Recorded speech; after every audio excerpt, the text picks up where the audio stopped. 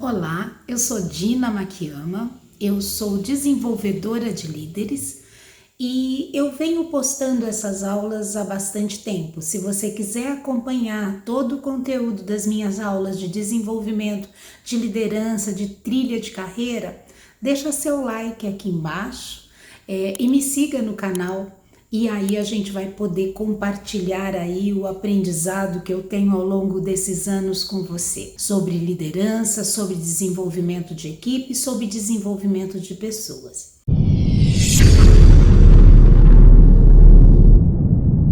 Hoje eu vou trazer para você o tema como aprender com as crianças. Você já observou como as crianças aprendem? Como acontece o processo de aprendizagem delas? A gente pode tirar muita coisa desse aprendizado das crianças. Primeiro, elas observam as atitudes dos pais, dos tios, dos avós, bem quietinhas. E depois de algum tempo ocorrido, elas adotam as suas próprias atitudes. Porém, elas se espelham naquilo que elas viram. Parece um passe de mágica, um truque, mas não é. A observação é latente em todos nós e ela funciona automaticamente como um radar, né? Então nós vamos captando as atitudes dos outros e criando as nossas próprias atitudes. Nós fazemos isso desde o momento em que nós somos crianças. O ser humano, ele é o ser que nasce com maior índice de dependência para sobreviver. Porém, nós temos uma forma de compensação. Nós também nascemos com a maior disponibilidade para aprender que qualquer outro ser. Então, enquanto nós estamos preocupados somente em viver a nossa vida e ter as nossas ações normais, nós estamos sendo observados. Quando nós descascamos uma bala e jogamos o papel no chão, se nós molhamos o chão do banheiro, quando nós lavamos a mão e saímos sem se importar aonde a gente joga o papel, se ao terminar a nossa alimentação, a nossa refeição, nós não ajudamos a tirar a mesa, se não ajudamos os outros em sua tarefa, nas tarefas que eles fazem, não vamos esperar atitude diferente dos que nos observam. E principalmente naqueles que nos percebem enquanto líder. O seu filho, muito provavelmente, repetirá o seu comportamento em muitas coisas. Principalmente na forma como você trata a mãe dele, né? E como você administra as tarefas da casa. E quando ele chegar à adolescência, ele vai reagir adversamente a tudo aquilo que você disser para ele. Eles vão continuar a te observar e quando se tornarem adultos, eles vão perceber nas atitudes deles as suas atitudes. E aí, muitas vezes, nós podemos dizer que as nossas atitudes e a nossa forma de ser é produto do meio. Como nós nos vestimos, a maneira como nós comemos, a maneira como nós conversamos, como nós advertimos alguém por algum fato, isso é muitas vezes o reflexo do meio que nós vivemos. Então, nas empresas, ações, na forma como nós conduzimos uma reunião, como nós fazemos o planejamento do dia a dia, como nós nos organizamos, como nós delegamos e acompanhamos e avaliamos os membros da equipe, está sendo observado e está sendo, inclusive, copiado. Infelizmente ou felizmente, nós somos muito mais avaliados do que imaginamos e ensinamos muito mais pelas nossas ações do que nós percebemos. Quando nós atuamos como líderes nas empresas, nós somos observados não somente pelos nossos liderados, mas também pelas pessoas dos outros setores e empresas, fornecedores e pelo mercado. Nós somos observados como um todo, independente do nível que a nossa liderança está atuando. Da mesma forma acontece conosco, porque nós também somos seres humanos observadores, né? E aprendemos com a nossa experiência e com a experiência do outro, com a experiência do próximo. Nós podemos nos identificar com as ações ou então sentir repulsa por elas e aí decidir por agir de forma contrária. Mas, de toda forma, o contato com a observação vai exercer em nós sentimentos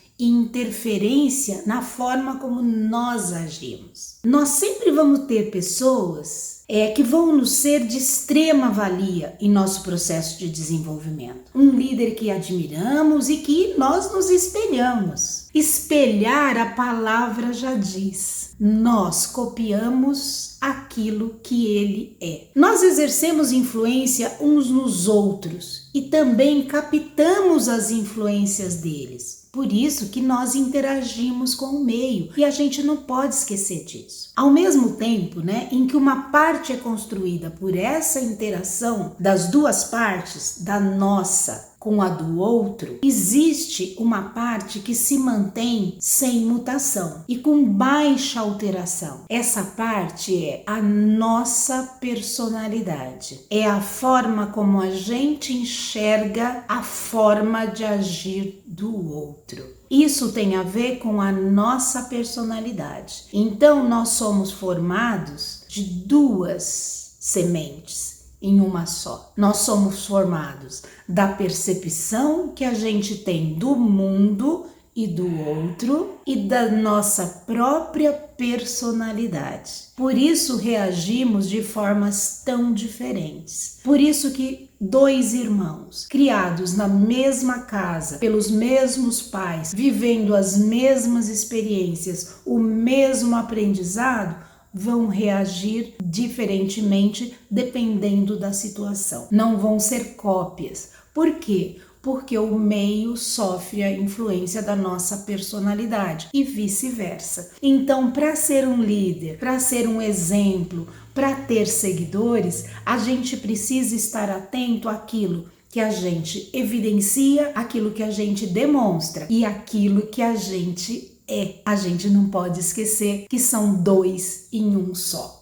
Como você quer ser reconhecido? Que mensagem você quer deixar para as pessoas que você lidera ou com quem você convive e você trabalha? Qual é o tamanho da nossa responsabilidade pela interação dos outros enquanto nós somos líderes e educadores? Apontar erro, cobrar mudança das pessoas, isso vai nos transformar em pessoas chatas, insuportáveis, E com certeza não é o modelo do líder ideal, no qual eu gostaria de ser reconhecida e acredito que você também, Não é o modelo que nós gostaríamos de ser reconhecidos. Então, apontar erros, criticar, exigir mudança, revela a nossa atuação enquanto chefe e não enquanto líderes. Líderes fortes, líderes conscientes do seu papel, conseguem atingir os melhores colaboradores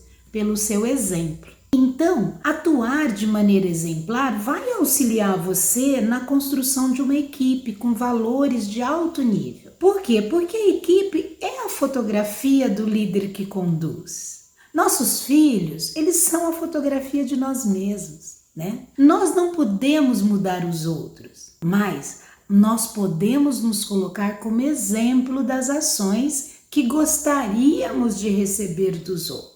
Mas aí tem um problema. Não devemos transferir todo o tempo que gastamos preocupado com a modificação dos outros, para que edifique os nossos próprios valores. Então, isso é uma coisa que às vezes a gente faz. A gente passa o tempo querendo mudar o outro. Então, eu vou convidar você a fazer um quadro de evolução individual. Vamos detectar os pontos de melhoria de si mesmo, de você, E observar o quanto você já é um líder educador. Para começar, pense como você quer ser reconhecido e como você quer escrever a sua história a partir de agora. Vamos lá, procure um papel ou celular ou alguma outra forma de anotação e faça algumas anotações que eu vou passar para você agora. Primeiro, escolha aí 10 atitudes sua que você julga importante para um profissional que lidera. Quais são as 10 características que você considera importante de um profissional que lidera? Pensa nas 10. O que ele tem que ser? Como você acha que tem que ser o ideal desse profissional? No segundo passo, depois que você anotou as 10 atitudes, você vai selecionar só 3 que você gostaria de melhorar, que você entende que você pode melhorar essas 3 características. Não que você não tenha, mas que você pode melhorar. Aí eu sugiro para você pegar essas 3 e montar um plano de ação para cada uma delas. O que você pode fazer durante só 3 meses para mudar esse comportamento, ou essa atitude, ou essa características que você colocou? E aí, durante 3 meses, você vai voltando nesse papel e observando esse resultado. Essa é uma ferramenta muito boa e que te ajuda a pensar em você e no seu desenvolvimento. Mas para te orientar, eu vou usar uma ferramenta que já é conhecida no mercado e que vai ficar mais confortável para você utilizar. Eu vou usar essa ferramenta, mas pode ser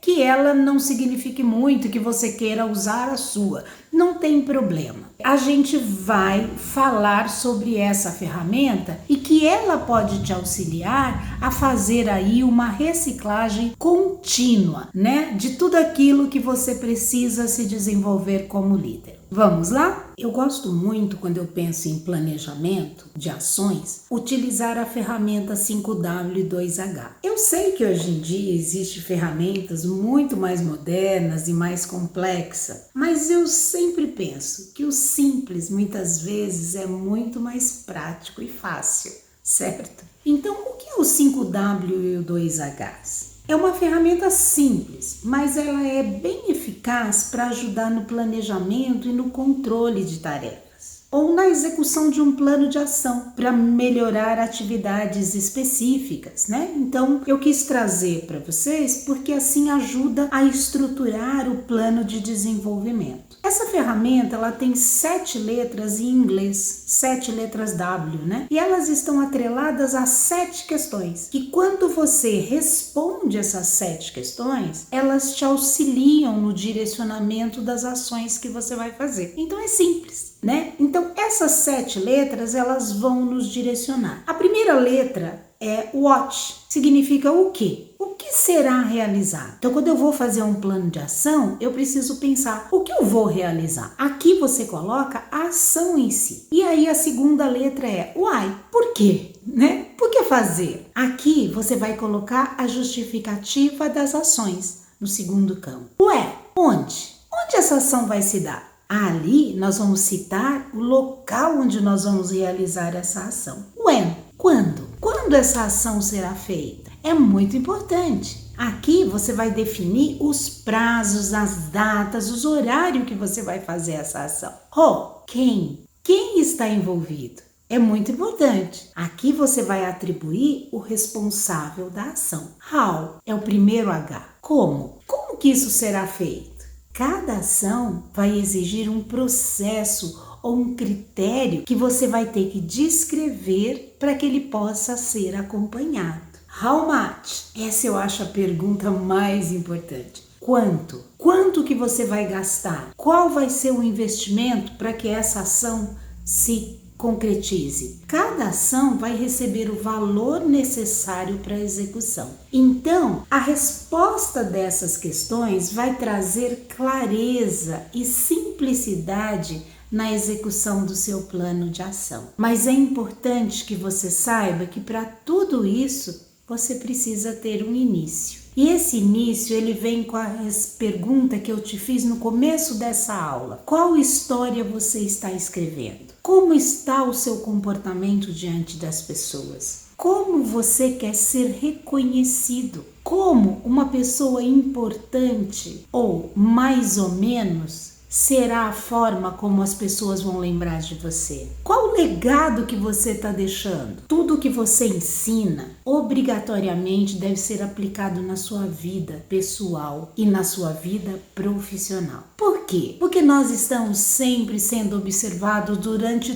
todo o tempo e ensinando o tempo todo. Esta ferramenta que eu lhe sugeri, ela serve para que você comece a entender quais os pontos você pode investir na sua melhoria. É só uma ferramenta simples, mas que pode te ajudar muito. Você com certeza vai encontrar mais detalhes sobre ela na internet. Você vai encontrar explicações, livros sobre essa ferramenta. Mas é importante que você pesquise, inicie. Se essa ferramenta não for a melhor ferramenta, não for a ferramenta ideal, use outras. Tem tantas outras. O importante é que essas ferramentas façam perguntas para você a respeito daquilo que você pode vir a melhorar. Então, a 5W2Hs é só uma ferramenta, mas existe Smart, outros tipos de ferramentas que vão te ajudar. Mas a reflexão é: que legado você quer deixar para as pessoas às quais você orienta e educa e que te seguem, ok? Fica a dica.